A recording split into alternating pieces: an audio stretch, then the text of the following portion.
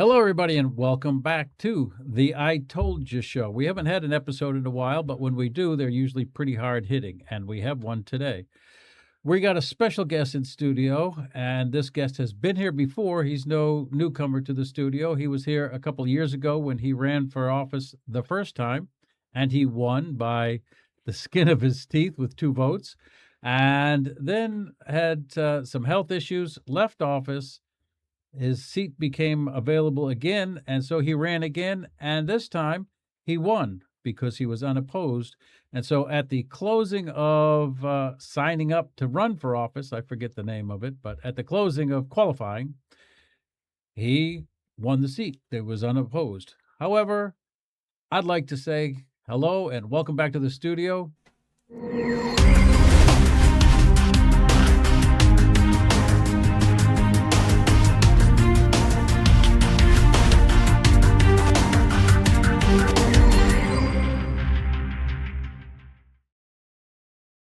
Ray Stevens. How are you, Ray? Fine, Al. Thank you so much for having me back. Just a point of clarification, I was reminded of this by the supervisor of elections, Katie Linhartz, that I seem to set records here in Palm Coast. That the election that you spoke of, where I won by 2 votes after 3 recounts, was the first election in August. It was the elimination election. I went to What year was that? That was in 2024. And subsequent to that, myself and another individual went to the November election, during which, and as a result of which, I won approximately 29% of the vote. I won every precinct in the city. I won all aspects of the vote, early voting, day of election, overseas, and military. So, unfortunately, as you mentioned, I contracted fungal pneumonia while visiting New York City with my daughter and my wife, and that put me in the hospital for 2 months, and then a month in a wheelchair at home. But during the course of my hospital stay, probably a month into it, I may have described this the last time I was here. I decided to step down because I thought it was the ethical thing to do.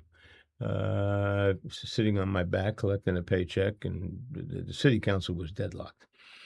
So to make a long story short, they didn't think the doctors didn't think I was going to get out of the hospital, but I did. And I got better and not worse. A blessing. I'm out there. I ride a bicycle. I have 2 motorcycles. I ride them and do like calisthenics.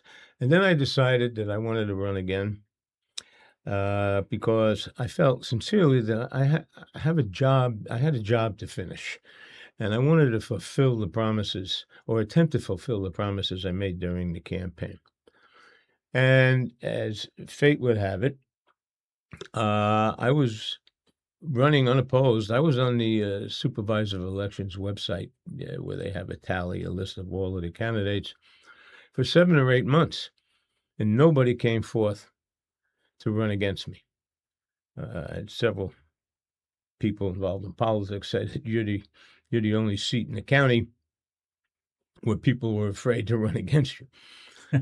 And as Jeffrey Sieb so adeptly put it, he said, you won because you were unopposed and by community acclamation.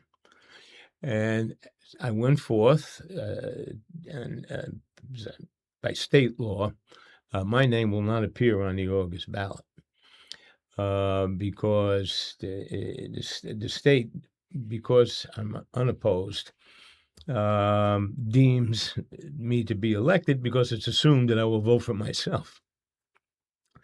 So now we're in kind of limbo, and there seems to be some confusion concerning the city charter and what it says about filling vacancies. You see, people lose sight of the fact that Sullivan was not elected. He was appointed temporarily for a specific period of time to end on the very next regularly scheduled election. And Mr. Sullivan is the man that was appointed to your seat after you resigned for your health reasons. That's correct. Yeah. Maybe I should have clarified that, but yes, he was appointed to the seat that I held, and the charter clearly says there's no ambiguity here that the appointed person's term, regardless of who it is, will end at the next regularly scheduled election, and the seat will be declared open. That's going to be August 18th. Although, come of late, it appears as though that adhering to the city charter has become optional, depending upon what the individual council member personal agenda is, and what public interest, what special interest groups have put them there or are contributing to their campaigns. That shouldn't be, because like in the movie, what was it, The Magnificent Seven, I think, where Eli Wallach says, "We don't need no stinking charter," but I think we do. And once I'm reseated on the city council, rest assured that my votes will be in accordance with what the city charter says, because that is, for all intents and purposes, Palm Coast Constitution. So there are people, even people that are employed by the city. Sometimes, I mean, I'm amazed at how obtuse they can be, members of the public, elected officials, city officials, that they find this to be confusing. To me, it's clearly stated. My daughter's in law school. I spoke to her this weekend.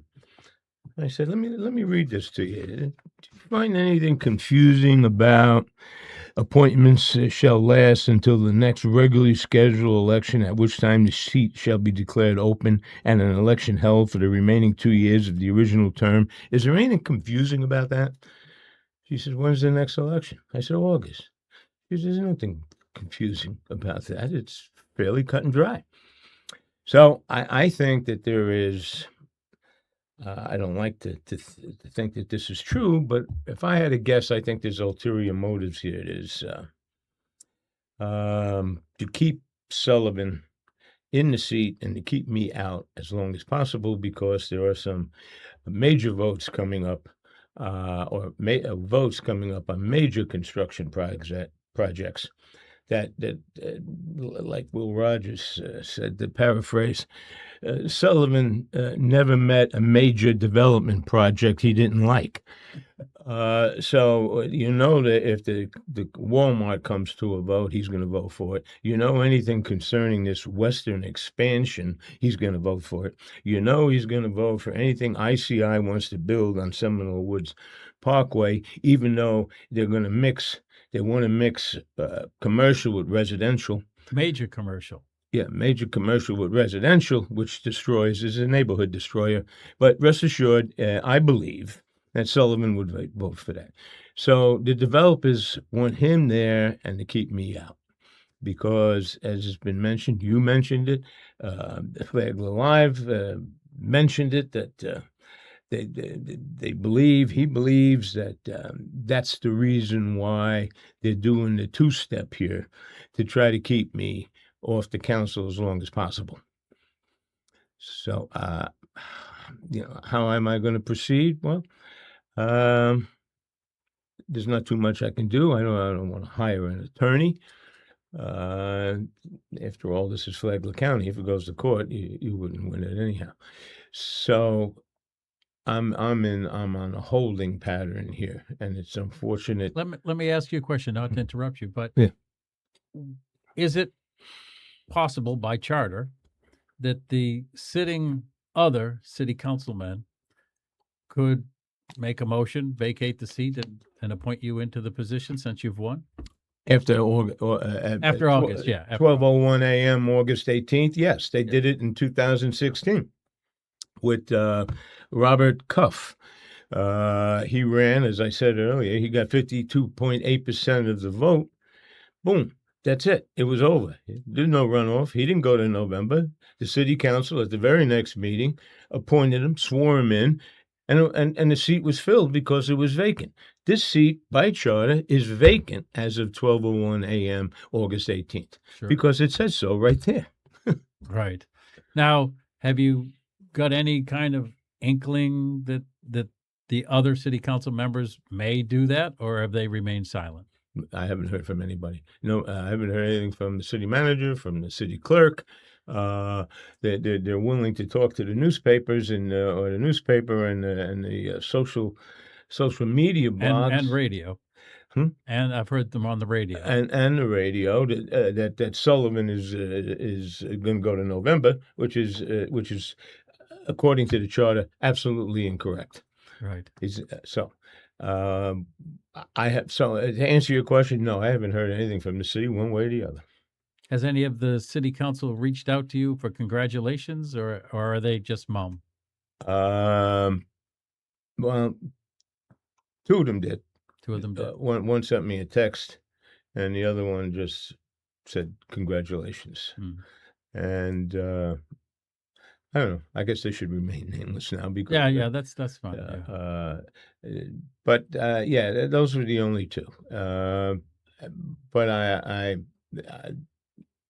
I'm really at a loss for words. I'm speechless that they would be dragging their feet on such a simple issue, unless, once again, at the risk of being redundant, there's an ulterior motive, and I believe there is. Well, I find it interesting as well because the charter itself has been in turmoil since the appointment of a different city council person after the resignation of Kathy Hyder, I believe it was.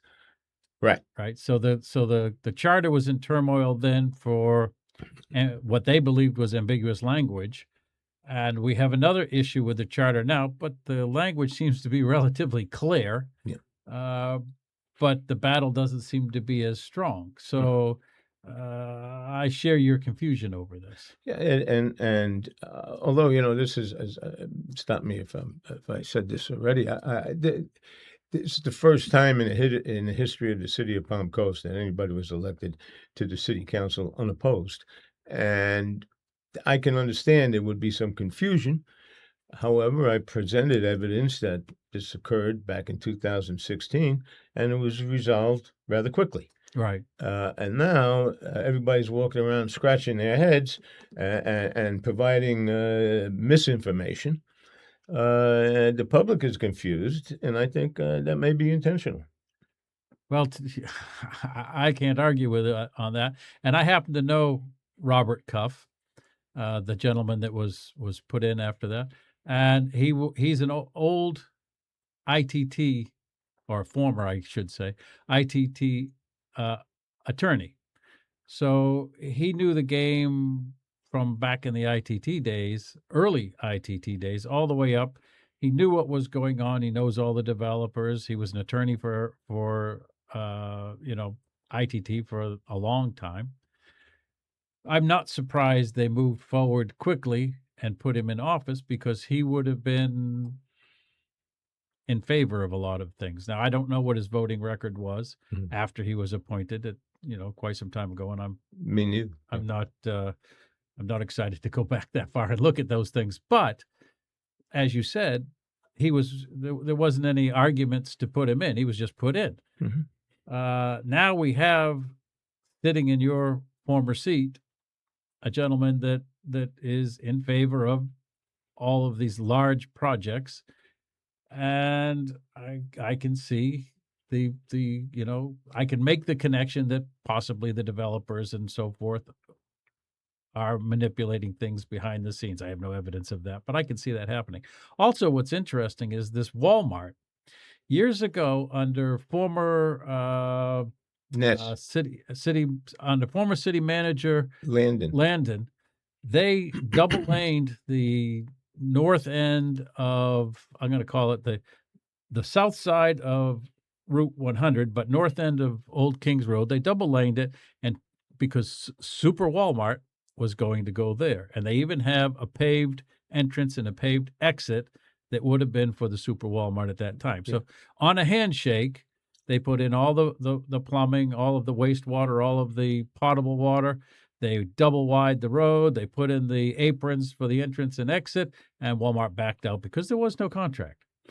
They So- had the same thing that they have with ICI concerning the Cypress Knolls agreement. They have a letter of intent. Right. And Walmart provided Landon and the mayor and the city council with a letter of intent. And where did they get the money for a lot of this project? The widening of the road, buying the land from a local businessman, from the water company. Mm-hmm. And that's one of the reasons why I believe the bills are so high, because we're still paying off the millions of dollars Yes. that it took to widen the road and to provide the infrastructure without a contract. Walmart walked away. Right. Walmart walked away. We spent millions of dollars. Now, my question then becomes, since there's a location that was previously approved for a Walmart, why are we approving another location for a Walmart? Why don't we say this one was pre-approved? You've already got all of the infrastructure in place. Build it there. I agree 100%. That would have been a more desirable place because of its proximity to 95. Yes. Without tons of other major generators, Tractor Supply, BJ's, credit unions, restaurants, all within 1 mile Right. of this Walmart. This is absolutely insane. To do And they're saying that it won't increase traffic. Well, I don't know. I'll take the two whatever they're drinking, because you add 10,000 cars. I think it was somebody said, and somebody 10 or 20,000 cars to the mix here. It's going to be at a standstill. It's already gridlocked. Yeah, it's and at times, depending upon what time of day you travel, that 1 mile stretch from Old Kings Road, or maybe a mile and a half stretch from Old Kings Road to Belterre, it takes you 10 minutes to go 1 mile. Right. And so it's not going to get better. No. And they can't widen it because they've already got the frontage of these various stores. Right. And you see, there is, having been in law enforcement and involved in traffic facilitation and problem intersection assessment, there's a saturation point on any road. Now, let's take in Daytona Beach, Route 92, Speedway Drive, International Speedway okay? Boulevard, yeah. Well, they have 4 lanes in either direction from the Speedway to 95. And at 3 o'clock in the afternoon, that's backed up. Right. So you can, it's not adding lanes. It's that there's an oversaturation of traffic and too many intersections, too many traffic lights, which are poorly timed. I didn't even know they were timed. I've tried to run a synchronized run through them, and there is no synchronized. Well, you see that because, as I may have mentioned here on this show or other shows, you can't mix a timed light intersection with a tripped light intersection, because when you get a green light at 95 and Route 100 going westbound, the light should be synchronized depending upon if you travel at the speed limit, etc. But once you get to the hospital, that's a trip light. Yeah. And once you get to the new intersection where BJ's is, that's a trip light. So you're going along, you get a red light, the light down at the airport road is green, but you're stopped at a red light because it's a trip. And then when you get to go again, the other one. When you get to go again, the other one is red. Right. And the cycles are way too long. There should be maybe 12, 14 cars on the side street that can get through, and the main drive, maybe 15, 20 cars, and then the lights should shift. Sure. Because what happens is that causes a backup. And I mean, the whole thing has to be looked at, but certainly a super Walmart is not going to improve the situation. Not at all. And now let me ask you another question, a little bit off the beaten path here. The data center. Okay. When it was first proposed, it was a data distribution center, which uses minimal electric, minimal water. It just sends data out to the data centers. However, recently it's been brought forth that they're increasing the size of their facility to 100,000 square feet, and it's going to become a data center, which was not in the original proposal. So far, I have not heard any, well, maybe the mayor, but from the other sitting city council people, I've not heard any opposition to the fact that the letter of intent and the original paperwork and everything that they received is not the description of what the company currently wants to do. Correct. I think a motion to rescind should be definitely looked into based on this information that original that was at best misleading. The project should be stopped I agree. because at first when I heard about the data center, I looked into it. Recycled waters. It's going to be small.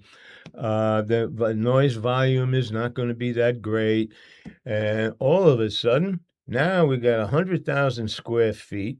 I think it's going to be both. I think it's going to be a data center and a cable landing point. Yes. So you're going to have two different types of establishments or buildings there, which was not brought up the first time. No. And I think that should be pulled. Should be pulled and go back to what was originally approved, or don't build it at all. I agree. Now, if anybody's got the intestinal fortitude on the city council to do that, I don't know. But would you? Absolutely. Yeah. Because you have to do what's right. You can't be motivated by personal agendas and special interest groups. And that's what's happened. That's what's happening here in Palm Coast now. Yeah. Yeah, you can see the direction we're headed just by that. That's why one of the reasons I got involved again, because I intend to do what I can, even though I might be one vote like the Lone Ranger. I am going to be vocal, and I am going to be voting according to what's best for the people and what's best for the city of Palm Coast, not what's best for my political future. Right. Well, that's refreshing to hear. Well, I mean it. Well, we're almost out of time. Mm-hmm. I appreciate you coming back in. And as I said earlier, the door is always open. So even when you're sitting there on the dais, which you will be, please don't be a stranger. Let the public know what's really going on, because one of the issues that we know we have is a lack of transparency and a lack of proper communication coming out of City Hall to the people. Yeah, you're absolutely right. And there's a lot of issues to be addressed. The amount of employees, budgetary issues, a lot of minutia that I will become familiar with at the time. But now my intention when I get on the city council is mostly conceptual. I know what I want to vote for, and I know what I'm going to vote against. I'll worry about the minutia when I get there. Right. So once again, thank you so much for having me on. And you have a very successful podcast here with a broad audience, and I appreciate the opportunity. You're welcome in back, as I said, back anytime. And as a matter of fact, let me make sure we're not trying to look a little biased here. Anybody that is on city council now or is running for city office or any of the offices that would like to come in and do a podcast and put their platform and their views forward, the door is open. You're always welcome. Come on in. And I appreciate you taking me up on it. You're quite welcome. I hope you had a happy Father's Day. I did. You did? Excellent. Well, everybody, that wraps up another issue of the I Told You Show. Please like, subscribe, comment here, and let's reach out to Ray if you want to, and let's keep things moving.